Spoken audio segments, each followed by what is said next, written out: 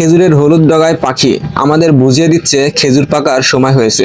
শুভ সকাল, পর্ব 11। এই ভিডিওতে দেখাতে চলেছি এক বয়স্ক মুরব্বীর আনন্দের কাণ্ড। খেজুর গাছে ওঠার আগেই তিনি মাঠে অনেকটাই পরিশ্রম করেছেন, তার দিকে তাকালেই বুঝতে পারবেন। তবে এখানেই শেষ না, গাছে যেহেতু খেজুর পেকেছে, এখন তার উদ্দেশ্য দুইটা খেজুরের কান্দি কেটে নিয়ে বাড়িতে যাওয়া। এখানে প্রকাশ পাচ্ছে তার বয়স বাড়লেও আনন্দের বয়স এখনো তার মধ্যে আছে। তার এই খেজুর পাড়ার দৃশ্য দেখে মনে পড়ছে সেই শৈশবের কথা।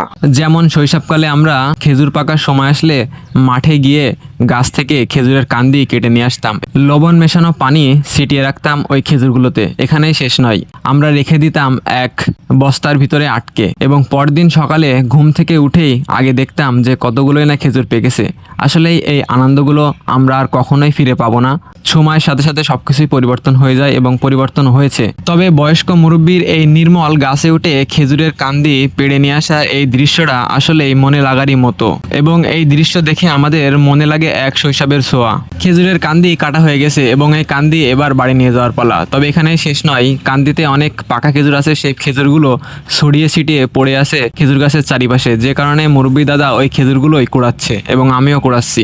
এমন ধরনের ভিডিও যদি আপনাদের ভালো লাগে, পছন্দ হয় গ্রাম বাংলার ভিডিও, তাহলে পেজটি ফলো দিয়ে সাথেই থাকবেন।